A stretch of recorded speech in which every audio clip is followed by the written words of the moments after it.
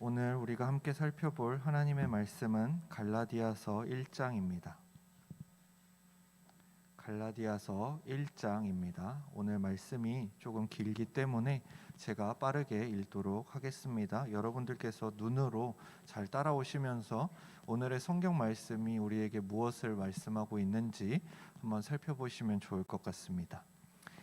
사람들에게서 난 것도 아니요 사람으로 말미암은 것도 아니요 오직 예수 그리스도와 그를 죽은 자 가운데서 살리신 하나님 아버지로 말미암아 사도된 바울은 함께 있는 모든 형제와 더불어 갈라디아 여러 교회들에게 우리 하나님 아버지와 주 예수 그리스도로부터 은혜와 평강이 있기를 원하노라.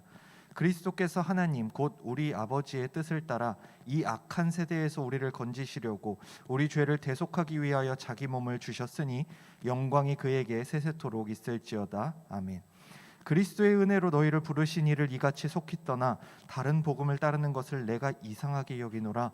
다른 복음은 없나니 다만 어떤 사람들이 너희를 교란하여 그리스도의 복음을 변하게 하려 함이라. 그러나 우리나 혹은 하늘로부터 온 천사라도 우리가 너희에게 전한 복음 외에 다른 복음을 전하면 저주를 받을지어다.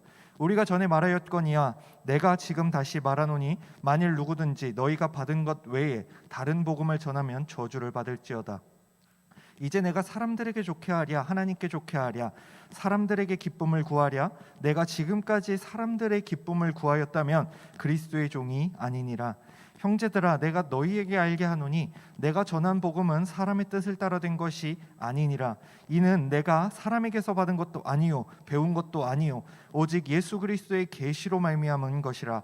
내가 이전에 유대교에 있을 때에 행한 일을 너희가 들었거니와 하나님의 교회를 심히 박해하여 멸하고 내가 내 종족 중 여러 연갑자보다 유대교를 지나치게 믿어 내 조상의 전통에 대하여 더욱 열심히 있었으나 그러나 내 어머니의 태로부터 나를 택정하시고 그의 은혜로 나를 부르시니가 그의 아들을 이방에 전하기 위하여 그를 내 속에 나타내시기를 기뻐하셨을 때에 내가 곧 혈육과 의논하지 아니하고 또 나보다 먼저 사도된 자들을 만나려고 예루살렘으로 가지 아니하고 아라비아로 갔다가 다시 다메섹으로 돌아갔노라.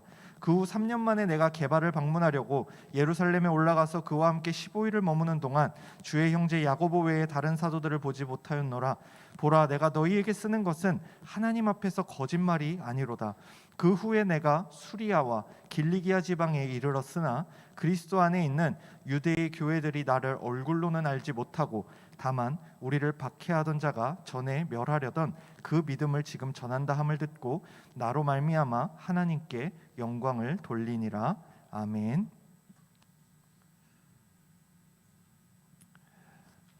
오늘부터 이제 갈라디아서를 가지고 함께 강해 설교를 시작하려고 합니다. 우선은 이제 청년 1부에 이 부분이 잡혀 있었기 때문에 이제 청년 2부 전도사님께서도 또 양해를 또 해주셔가지고 함께 갈라디아서 강해를 나눌 수 있게 됨을 감사하게 생각합니다. 굉장히 많은 분들이 오셨네요. 네, 여러분 옆에 계신 분들 조금 어색할 수도 있으니까 굳이 말은 하지 마시고 눈웃음 치시면서 인사하시면 좋을 것 같습니다. 반갑다는 거를 눈으로만 보여주세요. 네, 고개도 끄떡 안 하네요. 네, 감사합니다. 네, 오늘부터 우리는 갈라디아서를 쭉 살펴보고자 합니다. 다만 지금 이제 본 예배, 우리 공예배에서 드려지는 것처럼 이렇게 한 절 한 절 깊고 이제 넓게 살펴보기보다는 도대체 바울이 갈라디아서를 통해 하고자 하는 말이 무엇인지에 초점을 맞추고 또 갈라디아서 자체가 어떠한 성경인지에 대해서 함께 나누어 보려고 합니다. 그러면 오늘 말씀을 한번 본격적으로 살펴봅시다. 이제 이 말씀 자체가 여러분에게 길어지면 여러분이 극도의 알레르기 반응을 보일 수 있기 때문에 매주 한 장씩 이제 빠르고 핵심만 살펴보는 강해 설교를 진행할 텐데요. 여러분은 혹시 갈라디아서에 익숙하십니까?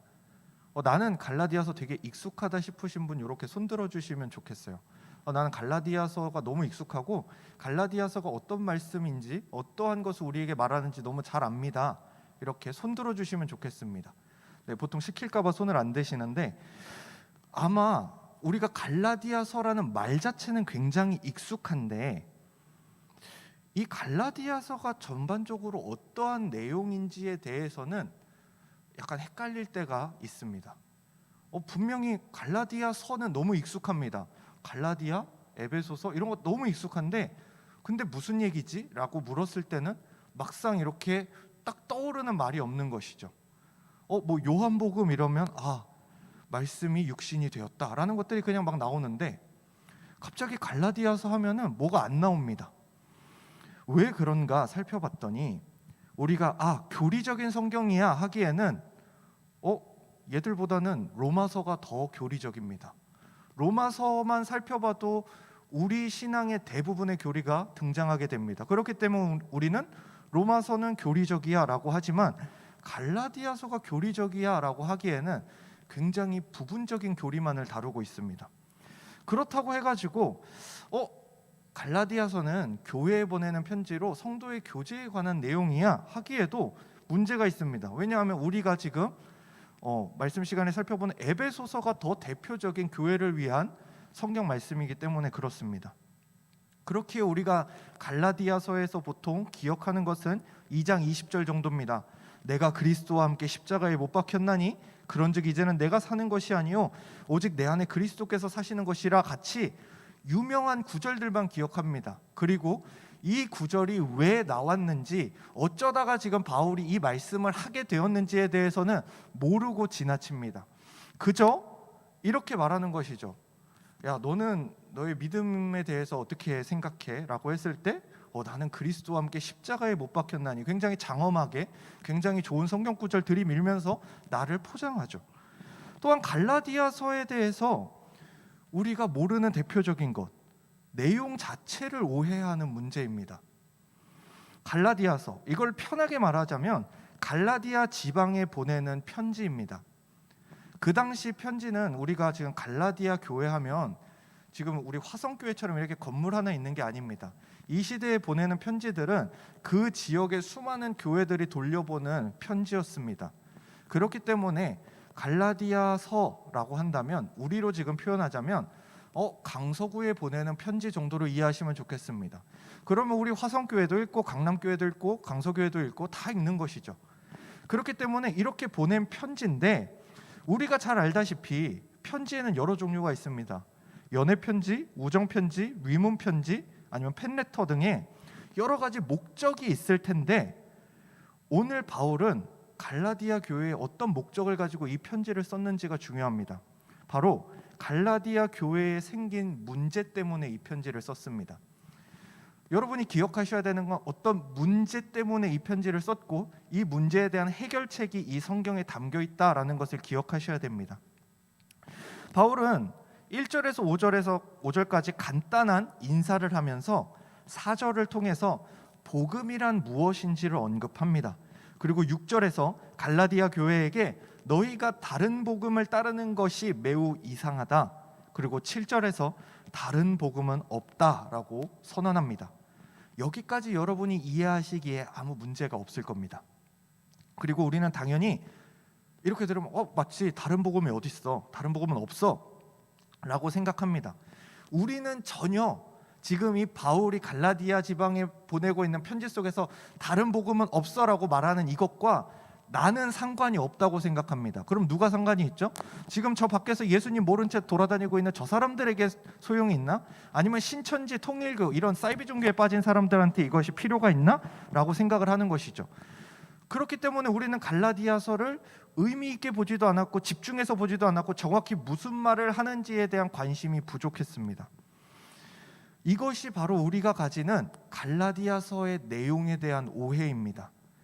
이미 예수님을 믿고 구원받았다고 여기는 우리는 갈라디아서의 말씀을 읽고 들을 때에 나와는 관계가 별로 없는 듯이 생각하고 접근하기 때문에 자꾸만 이런 문제가 반복해서 생깁니다.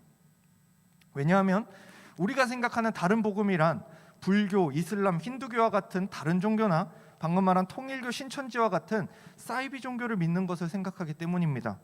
그러나 오늘 본문이 말하는 다른 복음이란 이런 것이 아닙니다. 복음에 무언가가 추가되고 혹은 덧붙여졌다라는 것이 오늘 바울이 말하는 다른 복음이라는 것을 여러분은 기억하셔야 됩니다. 지금 이 편지를 받고 있는 갈라디아 교회가 우리는 이제 예수를 믿지 않을 거야 이러고 있는 게 아닙니다. 우린 이제 신천지야 이러는 게 아닙니다. 우리는 이제 석가를 믿을 거야, 우린 알라신을 믿을 거야 이러고 있는 게 아니라는 것입니다. 똑같이 예수 그리스도를 믿고 있습니다. 예수께서 우리를 대속하기 위하여 자기 몸과 생명을 주셨다는 것을 기억합니다. 십자가를 잊은 것도 아닙니다. 다만 이것을 알고 있는데 이것에 무언가가 덧붙여지고 첨가되고 있다는 것이 문제입니다. 그렇다면 우리는 복음이란 무엇인가에 대해서 먼저 생각해 보아야 하는데, 복음은 곧 예수 그리스도께서 우리를 살리시기 위해 자신의 몸과 생명을 주셨다는 것과 예수 그리스도를 믿음으로 말미암아 우리는 구원을 얻게 되었다라는 것입니다. 여러분 다 아셔야 하는 내용입니다. 모른다 그러면 배우셔야 되죠. 복음은 이런 것인데, 간단히 말하자면 죽을 수밖에 없던 우리가 그리스도 예수가 우리의 구원자 되신다는 사실을 믿음으로 말미암아 영원한 생명을 얻게 된 것입니다. 죽을 수밖에 없었는데 예수를 믿었더니 영생하게 된다라는 것이 가장 간단한 것이죠. 여기에 무언가 다른 것이 필요하지 않습니다. 그렇기에 기쁜 소식입니다. 왜 기쁜 소식이죠? 그 전에 구약 시대를 기억해 봅시다. 죄를 사하기 위해서 양을 죽이고 소를 죽이고 비둘기 목을 꺾어야 됐습니다. 나의 죄라는 것을 잠시나마의 그 죄를 사하기 위해서 수많은 동물들을 죽였어야 됩니다. 그래서 제가 청년 일부에 말했죠. 제사 시기가 되면은 예루살렘 거리를 걷게 되면은 발목까지 피가 찰랑찰랑했다는 기록이 있습니다. 온 도시가 피바다가 되는 것을 경험할 수 있죠. 그리고 그 가운데 느끼죠. 내 죄가 이렇구나. 그런데 문제는 뭐죠? 이거를 죄 지을 때마다 반복해야 되는 겁니다. 여간 번거로운 것도 아니고 여간 사람 미치게 만드는 것도 아닙니다. 죄를 사하기 위해 돈도 들고요, 시간도 들고요, 노력도 듭니다. 심지어 피를 계속 봐야 되고 생명이 있던 것을 죽이는 경험을 계속해야 됩니다. 그런데 예수 그리스도가 오심으로 말미암아 무엇이 변했습니까? 더 이상 그런 것들로 인해서 죄를 사하는 것이 아니라 예수를 믿는 믿음 하나만으로 모든 죄가 사하여졌다라고 선언한 것입니다. 더 이상 반복되던 제사도 없어졌고요, 더 이상 그 수많은 생명이 죽음으로 사그러지는 것을 보아야 되는 것도 아니고요, 이제 예수님만 믿으면 구원을 얻는다는 그 사실 하나가 너무 기쁜 소식인 것입니다. 그래서 복음인 것이지요. 조금 더 쉽게 말하자면 이 예수 그리스도를 통해서 차마 하나님 앞에 나아갈 수 없었던 우리가 하나님 앞에 나아갈 수 있게 된 것입니다. 제가 말했죠. 그 전주 계속 설교들을 보면 죄 있는 자가 하나님을 만나면 그 영광 때문에 죽습니다. 그러나 예수 그리스도를 믿는 자들은 하나님 앞에 나아갈 수 있는 능력과 권한을 얻게 되는 것이죠. 예수 그리스도를 통해서 말입니다. 누군가가 그래, 예수님을 믿고 그분이 주시는 은혜도 정말 중요하지만 그게 전부는 아니야, 더 필요한 것이 있어 라고 한다면 이것은 복음을 무시하는 처사이며 복음이 더 이상 복음이 아니게 되는 것입니다. 그런데 지금 바울이 갈라디아 교회에 보내는 편지의 내용이 바로 이것입니다. 그들은 예수 그리스도의 사역과 그분을 통해 주어지는 은혜를 매우 귀하고 좋은 것으로 생각은 하지만 그것이 유일하다고 생각하지 않고 있습니다. 그렇게 돼 버렸습니다. 그들은 자꾸만 율법적인 것들, 즉 인간의 행위를 통해서, 내가 무언가를 해야 됨을 통해서, 내가 무언가 노력함을 통해서 인간의 행위를 통한 공로가 필요하다라는 지경에 이르게 되었던 것이지요. 그리고 바울은 이런 주장을 하는 자들을 향해서 무엇이라고 하죠? 굉장히 강한 표현이 나옵니다. 저주받을 자들이다 라고 강하게 말하죠. 강하게 비판을 하며 복음에 무엇이 더해지는 순간 그것은 복음이 아니라 그저 쓰레기다라고 말합니다. 근데 우리에게 이러한 개념이 잘 이해가 안 될 수도 있습니다. 그냥 나와 상관없는 얘기하는 것처럼 들릴 수 있습니다. 여러분의 눈이 그렇습니다. 이미 지금 하나님의 사랑을 받는 자매의 나라로 가시려는 분들이 있는데, 이거 여러분이 이 예화를 듣고 바로 잊어버리세요. 왜냐하면 쓸데없고 적절치 못한 예화입니다. 그런데 여러분이 약간 이해하는 데 도움이 됐으면 좋겠습니다. 저는 초콜릿을 정말 좋아합니다. 그런데 초콜릿 중에 가끔 그런 것들 있잖아요. 분명 초콜릿인데 색깔이 약간 허연 것들 있잖아요. 약간 뜬 것처럼. 곰팡이까지는 아니지만. 그런데 누군가가 저한테 그 초콜릿을 주기 전에 색깔이 좀 그러네, 이래서 초콜릿 색깔이 아주 잘 나는 라카 스프레이로 이렇게 칙 뿌려서 저한테 준다고 생각을 해보십시오. 훌륭합니까? 완벽한 초콜릿의 색깔이 됐습니다. 내가 아는 그 명품 초콜릿입니다. 아주 맛있어 보입니다. 그런데 이건 무엇이죠? 쓰레기에 불과합니다. 왜죠? 이미 초콜릿이 아닙니다. 먹을 수가 없게 되었습니다. 복음 역시 마찬가지입니다. 뭔가 더 좋아 보여서, 뭔가 더 필요해 보여서 뭔가 이렇게 포장하려고 하는 순간 쓰레기가 되어버립니다. 복음은 그 자체로 복음인 것이죠.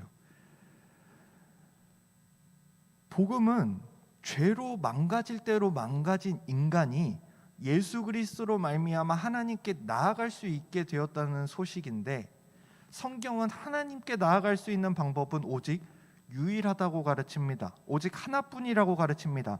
바로 예수 그리스도를 믿는 것이지요. 요한복음 14장 6절입니다. 예수께서 이르시되 내가 곧 길이요 진리요 생명이니 나로 말미암지 않고는 아버지께로 올 자가 없느니라. 사도행전 4장 10절에서 12절. 너희와 모든 이스라엘 백성들은 알라. 너희가 십자가에 못 박고 하나님이 죽은 자 가운데서 살리신 나사렛 예수 그리스도의 이름으로 이 사람이 건강하게 되어 너희 앞에 섰느니라. 이 예수는 너희 건축자들의 버린 돌로서 집 모퉁이의 머리돌이 되었느니라. 다른 이로서는 구원을 받을 수 없나니 천하 사람 중에 구원을 받을 만한 다른 이름을 우리에게 주신 일이 없음이라 하였더라. 우리에게 허락된 것은 유일한 예수밖에 없는데 자꾸 무언가를 첨가하려는 것은 아무 의미도 없고 의미 있던 것을 의미 없게 만드는 것이다 라는 것을 알려주고 있죠. 그런데 또 의문이 생깁니다. 아니 그냥 예수 믿으면 되지 왜 자꾸 수고롭게 뭘 하려고 합니까? 여러분, 청년의 때에 제일 짜증나는 게 뭡니까? 뭔가 교회에서 나한테 해준 것도 없는데 자꾸 뭐 시키려고 할 때 짜증나지 않습니까? 저의 청년 때가 그랬습니다. 알지도 못하던 분들이 갑자기 나타나서 자꾸 봉사하라고 합니다. 이제 청년이 됐으니 이제 섬겨야 할 때가 됐지. 뭐 나한테 밥이라도 한 끼 사줬으면 이해라도 할 텐데 모르는 사람입니다. 정말 모르는 사람이 나타나가지고 우리 부서에서 사역 좀 해. 나한테 무슨 사역 맡겨놓은 것처럼. 그런데 갈라디아 교회 교인들은 지금 이런 일들을 사서 합니다. 뭔가 이상하죠? 우리가 생각할 수 없죠? 스스로 힘든 일들을 반복합니다. 우리로 따지면 이런 것이죠. 교회만 나오면 돼 했는데 교회 나오더니 얘가 찬양팀도 하고 임원도 하고 목자도 하고 막 교회 청소도 하고 돌아다닙니다. 그게 참 신앙이라고 막 말하고 다닙니다. 잘 이해가 되지 않습니다. 왜 굳이 사서 저런 일들을 하는 것일까? 왜 굳이 지 스스로 고통을 택하는 것일까? 갈라디아 교인들이 지금 그러고 있습니다. 무엇을 하죠? 예수 그리스도만 믿으면 구원받는다 했는데 갑자기 율법적인 조항들을 지키기 시작합니다. 그래도 율법을 따라야지. 그런데 놀랍게도 이것은 갈라디아 교인들만 겪는 일이 아니라는 것이죠. 우리도 시대가 다르고 환경이 다르지만 이러한 실수를 범하고 있다라는 것이 놀랍습니다. 왜 그런가? 예수 그리스도를 믿는 것만이, 그로 인해 주어지는 은혜만이 우리의 모든 것임을 당연하게 고백하던 우리가 어쩌다가 우리도 모르는 사이에 다른 복음을 아무렇지 않게 주장하고 있을까요? 여러 이유가 있겠지만 대표적인 이유에 대해 생각해 보면 좋겠습니다. 여러분들 한번 기억을 떠올려 보십시오. 여러분이 처음 복음을 듣고 신앙이 무엇인지를 깨달았을 때의 그 기억, 그 느낌, 그리고 여러분에게 일어난 그 변화, 그것을 한번 생각해 보십시오. 어떠했는지. 결국 그것 때문에 여러분이 지금까지 이 자리를 지키고 계실 텐데, 그러한 변화와 이런 것에 대한 갈망이 다른 복음을 말하는 이유가 될 수 있다는 것입니다. 하나님의 은혜로 말미암아 예수님을 믿고 구원을 받은 기쁨과 감격은 우리 평생에 잊혀지지 않는 순간인 건 분명합니다. 예수 그리스도를 통하여 하나님과 인격적으로 교제하는 것은 우리 신자들만이 누리는 특권이기 때문에 더욱 그렇습니다. 그런데 왜 우리는 점점 은혜를 잃어갈까요? 우리는 은혜를 잃었다라는 말 자주 하죠. 나 요새 신앙이 열심히 없어. 나 요새 침체된 것 같아. 나 요새 다운된 것 같아. 내 신앙이 예전 같지 않은 것 같아. 자, 우리가 잘 아는 출애굽을 기억해 봅시다. 엄청난 홍해 사건이 있었습니다. 바다가 갈라져 버렸죠. 구름 기둥과 불 기둥도 있었습니다. 심지어 굶어 죽을까 봐 만나와 메추라기가 공급되었습니다. 심지어 물이 부족하면은 반석을 쪼개서 물도 공급해 주었습니다. 광야에 있는 동안 옷이 헤어지거나 신발이 닳아 없어지지 않았습니다. 근데 그들 역시 삶의 고단함에 지쳐가기 시작합니다. 처음에는 엄청나 보였던 구름 기둥과 불 기둥이 당연해졌고요. 만나와 메추라기에 질려갑니다. 물은 공급은 되나 부족할 때가 많다고 여겨집니다. 옷이나 신발은 이제 관심도 없습니다. 그렇다면 우리의 신앙의 여정은 어떠하십니까? 그리스도를 처음 알고 그 복음의 감격을 알고 감격적으로 정말 변화한 이후에 성도로서 교회에서 섬기고 교제하고 매주 주어지는 하나님의 말씀 가운데 은혜를 누리며 한 달, 1년, 2년, 10년이 흘러갑니다. 매일과 매주의 은혜가 있기도 했고 어떤 때는 은혜보다 나의 침체가 더 크게 느껴질 때를 갑자기 마주합니다. 예수님을 믿고 하나님의 자녀가 되며 모든 삶 가운데 기쁨으로 살아갈 수 있을 것 같았던 그 첫날의 기억은 흐려집니다. 예수를 믿고 기쁨은 가득했는데 내 삶에 무엇이 침투하죠? 고난과 슬픔과 아픔과 어려움들이 찾아오기 시작합니다. 이런 것들 가운데 성도답게 그리스도인답게 하나님의 자녀답게 이겨보려고 했으나 넘어지기도 하고 지치기도 합니다. 심지어 떠나는 자들이 보입니다. 그들 때문에 나는 더 지치죠. 그리고 그리스도 없이 사는데 여러 가지 세상 것들로 성공하는 자들이 등장하기 시작합니다. 그들이 묻습니다. 너넨 왜 그래? 하나님 믿는다며 너네 삶은 왜 그래? 남들 다 취업하고 남들 다 좋은 대학 가고 남들 다 좋은 곳에서 일할 때 너넨 왜 그래? 하나님이 있다며. 무엇이 찾아오죠? 신앙생활 가운데 광야가 찾아오기 시작합니다. 은혜에 대한 감사가 사라져갑니다. 왜? 너무 큰 은혜였습니다. 하나님을 믿게 된 것, 예수 그리스도를 믿어서 하나님의 자녀가 된 것, 그리스도인이 된 것, 난 이제 영원한 구원, 영원한 생명을 얻었다라는 그 감격이 있었습니다. 근데 지금 어떻습니까? 그 감사가 그때와 같습니까? 여전히 감사하십니까?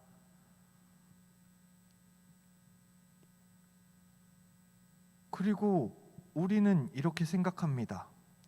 언젠가의 여러분의 그 신앙의 전성기를 떠올리시면서 그때 참 좋았는데, 그때 우리 참 뜨거웠는데, 그때 참 좋았어 라고 추억하기 시작합니다. 그리고 여기서 실수합니다.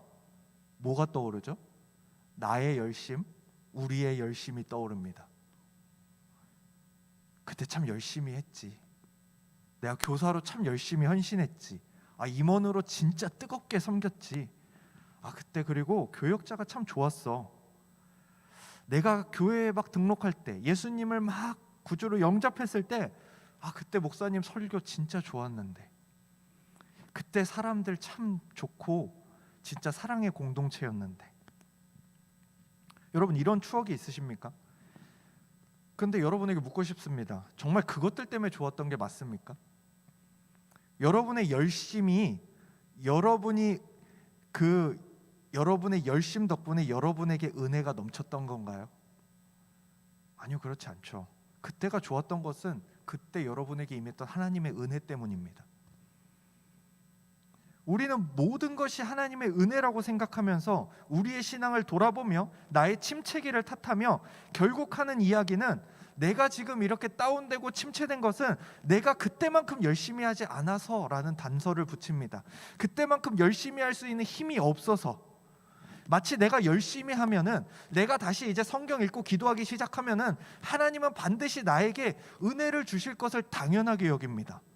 물론 그 당연하게 여기는 것도 하지 않아서 문제긴 하지만 그걸 당연하게 여겼죠. 마치 무슨 공식처럼 1 더하기 1은 2야 하는 것처럼 말씀 읽고 기도하면 은혜가 와 라고 생각하는 것이죠. 정말 그렇습니까? 그렇기 때문에 열심히 남아있는 사람들은 자꾸 이렇게 합니다. 내가 무언가 지금 안 된다고 여겼을 때 미친 듯이 성경을 읽기 시작합니다. 막 시간을 잡아놓고 미친 듯이 기도하기 시작합니다. 막 사람들과 성경 공부를 막 하기 시작합니다. 근데 제가 분명히 말씀드리겠습니다. 그렇게 해서 열심히 봉사하고 무엇을 한들 그것은 일단은 잘못된 해결책입니다. 그것을 할 때가 아닙니다. 물론 은혜가 넘치는 사람들이 많은 섬김을 감당할 수 있으나 많은 섬김이 은혜를 보장하는 것은 아니기 때문에 그렇습니다. 결국 나의 열정과 나의 행위가 나를 은혜롭게 만든다는 행위와 나의 공로가 남게 되는 이것이 무엇이죠? 지금 바울이 갈라디아 교회에게 말하고 있는 다른 복음입니다. 제가 간단히 저의 고등부 시절을 여러분에게 좀 얘기하고 싶습니다. 저는 고등부 시절에 진짜 지금보다 교회 생활 더 열심히 했습니다. 쟤는 교회에서 돈 받나 싶을 정도로 열심히 했습니다. 교회에 한 번 가면 제가 오지 않아서 부모님께 전화가 왔죠. 어디니? 뭘 물어요, 교회인데. 그런데 그 교회는 심지어 중학교 때 다니던 교회는 중등부가 거의 1000명이었습니다. 그리고 고등부는 800명이었어요. 심지어 찬양팀이 40명이었어. 너무 많잖아. 1, 2, 3, 4부가 있어. 그래서 한 주씩 돌아가면서 해, 찬양을. 막 그 정도로 다 같이 막 이렇게 미쳐있던 시기가 있습니다. 심지어 저 이제 고등학교 때는 다른 교회를 갔는데 거기서 내가 제일 존경할 만한 목사님을 만났습니다. 아, 내 역사적 멘토다. 내가 평생 따를 만한 분이다. 그리고 제가 너무 좋아했습니다. 제가 그 교회 다니는 동안 너무나 많은 일이 있었죠. 성경 공부도 했고요, 할 수 있는 임원 일도 했고요, 찬양팀도 했고요, 교회 청소가 필요하다 그러면 뛰어가가지고 청소했습니다. 기도에 빠진 적 없습니다. 뭐 수련회 이런 거 맨날 제가 준비했고요, 모든 것 다 했습니다. 진짜 고등부 내에서 고등학생이 할 수 있는 모든 일을 다 했습니다. 그런데 하루는 이런 일이 있었죠. 수련회를 앞두고 기도 모임이 있었습니다. 다 같이 모여서 열심히 기도하고 있었어요. 근데 이제 거기에 특징이 뭐였냐면 한 명씩 돌아가면서 자기 기도 제목을 내놓으면 그 기도 제목을 위해서 다 같이 기도하는 시간이 있었어요. 근데 그날 기도하겠다고 사람들이 거의 50명이 온 거야. 그러니까 기도회가 끝나지 않고 있었어요. 계속 한 명하고 또 기다리고 한 명하고 기다리고 막 이제 사람들이 미쳐가죠. 막 다리도 아프고 남은 사람도 보이니까 와 이거 끝나지 않겠는데 싶고, 그러다 제 차례가 왔습니다. 제 옆에는 당연히 제가 제일 좋아하는 목사님이 앉아 계셨어요. 꼭 그 옆자리에 붙어 앉아 있었거든요. 기도 제목을 내놓습니다. 아, 저는 우리 고등부의 모든 친구들이 이번 수련회를 통해서 하나님을 만나고 은혜 얻었으면 좋겠습니다 라고 기도 제목을 내놓았어요. 이때 당시 저는 거의 기도 제목을 내놨다고 하면 세상의 평화와 우리 교회의 이런 부흥과 이런 모든 것을 염려할 때였기 때문에 그때 당시에도 저는 이 고등부가 너무 염려스러웠어요. 이 고등부에 나만큼 열심히 하지 않는 친구들, 저기 떠나 있는 친구들, 주일날만 겨우 왔다가 도망가는 친구들이 너무 안쓰럽게 여겨지는 것이죠. 그들을 위해 기도하겠다고 기도 열심히 했습니다. 다음 목사님 차례가 되었어요. 목사님이 기도 제목을 내놓습니다. 오늘 저의 기도 제목은 신석이가 교만하지 않는 것입니다 라고 딱 하는 거예요. 나 옆에 앉아 있는데 이걸 뭐라 그러죠? 요새 말로 공개 처형이라 그러죠. 네. 갑자기 디스를 당했어요. 그래서 옆에 쳐다봤는데 눈이 돌아오는 순간 그 50명 넘는 사람들이 다 나를 보고 있어. 그때 저는 굉장히 큰 충격이었어요. 왜 갑자기 교만이라는 단어가 나왔지? 나 진짜 열심히 섬기고 나 진짜 즐겁게 섬기고 나 진짜 기쁘게 하고 있었던 것 같은데 왜 교만이라는 말이 등장해? 이거 지금 목사님 뭐 술 드셨나? 막 이 생각이 들 정도로 나한테 내가 들으면 안 될 말, 내가 들어서는 전혀 안 될 말을 들은 느낌이었어요. 그런데 시간이 지나면서 보니 교만했던 게 맞아요. 왜죠? 제가 그 모든 섬김을 하는 동안에 나의 섬김 안에 예수 그리스도가 없었어요. 그저 섬김이 즐거울 수 있더라고요. 찬양해서 뽐내는 것이 즐거울 수가 있었고요. 성경 지식을 배우면서 남들 모르는 거 내가 더 알아서 더 많은 성경 얘기하는 게 더 즐거울 수가 있었고요. 교회에서 하는 청소들 하고 나면은 수많은 교역자들과 수많은 선생님들이 나 칭찬해 주니까 너무 좋았어요. 그리고 난 그게 신앙생활인 줄 알았어요. 그리고 나는 영적 침체라는 걸 경험하지 못할 줄 알았어요. 근데 그 교만이라는 단어가 나한테 꽂히는 순간 영적 침체가 찾아오기 시작합니다. 아무것도 못하겠는 그 현실을 마주하게 되었던 것이죠. 근데 여러분, 이 이야기를 듣고 혹시 오해하지 않으시면 좋겠어요. 무엇이냐? 그럼 아무것도 하지 말라는 소리입니까? 그런 얘기가 아니에요.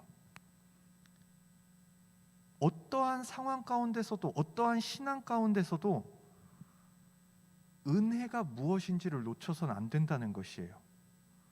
자꾸 그 자리에 내가 끼는 순간 다른 복음이 되는 것입니다. 아무것도 하지 마시라는 게 아니라 모든 것을 그리스도 안에서 하라는 소리입니다. 모든 것이 하나님의 은혜인데 우리의 죄악된 본성은 그 은혜 가운데 있었던 나의 열심과 나의 섬김과 나의 공로를 떠올리게 만듭니다. 오늘 바울이 갈라디아서를 통해 지적하는 것이 바로 이것입니다. 갈라디아 교회는 하나님의 은혜가 아닌 율법으로 돌아가기 시작했습니다. 왜죠? 공로가 남는 것으로 돌아가기 시작했습니다.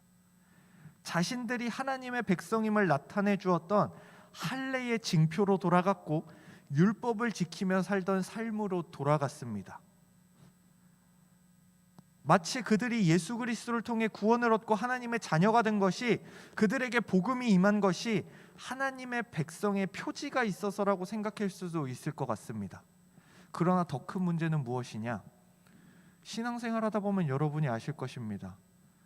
나의 열심이 티가 나는 게 좋습니다.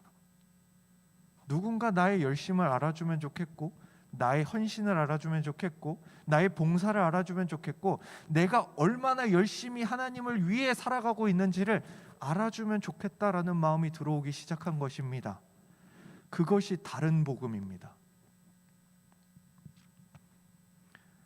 그런 그들을 향하여 바울은 전혀 그렇지 않다라고 선포하는 것이지요. 예수 그리스도의 복음에 그 무엇도 더하거나 섞지 말라는 것입니다. 우리에게 어떤 의로운 공로가 있어서 구원하신 것이 아니라, 설령 우리가 듣기에 더 이성적이라고 할지라도, 더 좋아 보인다고 할지라도, 더 은혜스럽고 심지어 더 종교스럽다고 할지라도 복음에는 무엇도 더해져서는 안 된다는 것입니다. 제가 학부도, 저는 신학과를 나왔습니다. 근데 그때 이렇게 열심히 하다 보니까 한때 가톨릭이 너무 좋아 보이는 거예요. 이게 교회는 가면은 뭔가 나도 모르게 우리 좀 가볍지 않나? 우리 좀 경박해 보이지 않나? 이런 느낌이 갑자기 들었습니다. 그런데 갑자기 천주교 영상들을 보니까 와, 막 거기는 막 나오는 음악들이 다 와, 막 이런 거잖아요. 막 그 듣기만 해도 홀리해지는 느낌 아시잖아요. 여러분 다 알잖아요. 막 그런 음악들 나오고, 막 그 성가대 막 부르는 거 장난 아니고, 막 대부분 막 옷들 막 거창한 거 딱 입고 나와가지고 막 흰 옷 입고 나오고, 막 모두 쓰죠 가끔, 막 이따만한 거, 막 와 대단한데, 그렇게 보이는데, 와 저게 진짜 아닌가, 막 이런 생각을 할 때가 있었습니다. 그런데 우리의 신앙이 자꾸 그런 걸로 치장하기를 좋아하더라는 것이죠. 왜? 그것은 남잖아요. 눈에 보이잖아요. 다른 사람들이 생각하잖아요. 그런데 예수 그리스도 믿고 구원 받았어. 뭐가 없잖아요. 구원 받은 건 알겠는데 다 지금 예수 믿는 사람들이 모였지 뭐 딴 거 없잖아요. 그 중에 나를 드러낼 수 있는 건 뭐죠? 믿는 믿음이 아닌 보여주는 행동이었던 것이죠. 그러니 자꾸만 사람들은 그런 것들을 추구하게 되는 것이죠. 그것이 더 힘들고 고단함에도 불구하고. 신앙에 어떤 공식이 있습니까? 아니요. 신앙의 유일한 공식은 예수 그리스도를 믿는 자는 구원을 얻는다는 사실뿐임을 기억하십시오. 이스라엘 백성들이 구원 얻을 만한 무언가가 있어서 출애굽을 했습니까? 아니요. 그저 노예에 불과했던 그들은 하나님이 은혜로 구원하셨습니다. 여기에 무엇이 더해질 수 있습니까? 그들이 나는 유다 자손이야. 야, 나는 요셉 자손이야. 하나님은 우리를 구원하셔야만 해. 야, 유다 자손이 내가 여기서 죽어버리면 예수님 올 것 같아? 막 이렇게 했습니까? 막 하나님이 얘들 죽으면 예수 못 보내는데 막 이래서 두려워서 구원하셨겠습니까? 아니요. 우리에게 아무 공로가 없습니다. 그저 노예들을 구원해 내십니다. 그리고 그들이 하나님의 백성이 됩니다. 우리 역시 마찬가지죠. 그렇게 바울은 오늘 갈라디아서 1장 11절에서 24절에 자신이 사도된 상황을 설명합니다. 뜬금없다고 생각하실 수 있지만 굉장히 연결성 있는 설명입니다. 그는 13절에서 14절에 이렇게 말합니다. 내가 이전에 유대교에 있을 때에 행한 일을 너희가 들었거니와 하나님의 교회를 심히 박해하여 멸하고 내가 내 동족 중 여러 연갑자보다 유대교를 지나치게 믿어 내 조상의 전통에 대하여 더욱 열심히 있었으나. 무슨 말입니까? 너희가 지금 예수 믿고 나서 그렇게 중요하게 생각하는 그 유대교와 율법, 야, 나보다 잘하는 사람 있으면 손 들어봐 라고 말하는 것입니다. 너희는 지금 예수 믿고 지금 그 율법으로 갔는데 나는 예수도 믿기 전에 이미 그 율법을 지나칠 정도로 믿었던 사람이다 라고 말하고 있는 것이죠. 그런데 그 사람이 무엇을 했습니까? 유대교와 율법을 지나치게 믿었던 그 사람이 무엇을 했습니까? 하나님의 백성을 박해했습니다. 말이 안 된다라는 것을 설명하고 있는 것입니다. 야, 너희 그것이 더 은혜스러워 보인다고 율법으로 돌아가? 아니, 나 율법만 알고 율법에 미쳐 있을 때 내가 뭐 했는지 말해줄까? 나 하나님 믿는 자들 박해하고 돌아다녔어. 스데반 그 죽이는 것에 내가 대표였어 라고 말하는 것이죠. 율법과 예수를 아는 것과 구원을 아는 것은 아무 연관이 없다라는 것을 자신의 경험을 통해 말해주는 것입니다. 너희들이 하는 그 율법은 복음과 구원에 아무런 영향도 끼칠 수 없다라고 말하는 것이죠. 그리고 이어서 15절입니다. 그러나 내 어머니의 태로부터 나를 택정하시고 그의 은혜로 나를 부르신 이가, 즉 그가 유대인이어서 율법을 잘 지켜서가 아니라 이미 태어나기도 전에 바울을 하나님이 택하시고 은혜로 부르셨다라고 말을 합니다. 어머니 뱃속에 있는 아기가 무슨 선한 공로와 엄청난 헌신과 섬김이 있었겠습니까? 그저 하나님이 정하시고 은혜로 부르셨다는 사실을 강하게 말하고 있죠. 16절, 그의 아들을 이방에 전하기 위하여 그를 내 속에 나타내시기를 기뻐하셨을 때에. 그렇다면 이렇게 생각할 수도 있습니다. 그가 이방에 복음을 전할 자이기 때문에 구원하셨나? 아니요. 그를 은혜 가운데 부르신 분이 그를 이방의 복음 전할 자로 사용하신 것입니다. 이 전후 관계를 명확히 하십시오. 하나님이 나에게 어떤 필요성이 있어서 나를 구원하신 게 아닙니다.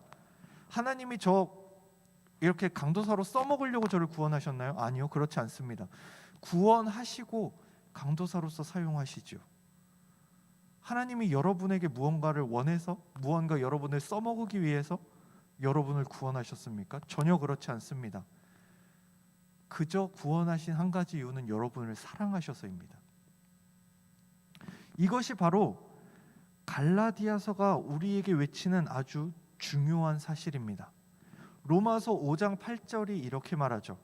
우리가 아직 죄인 되었을 때에 그리스도께서 우리를 위하여 죽으심으로 하나님께서 우리에 대한 자기의 사랑을 확증하셨느니라. 은혜가 은혜인 것은 아무것도 없을 때, 우리에게 그 무엇도 없을 때 우리를 위해 자신의 모든 것을 내어주신 예수 그리스도의 사랑으로 이루어진 것이기 때문입니다. 거기에는 다른 무엇도 내세워지거나 드러날 자리가 없습니다.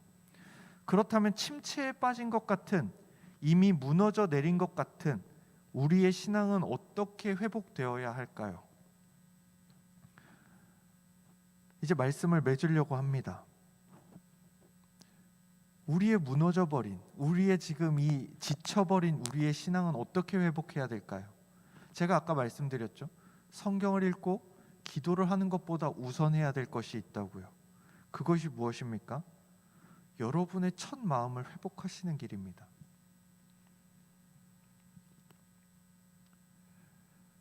우리는 자꾸만 이렇게 생각하죠.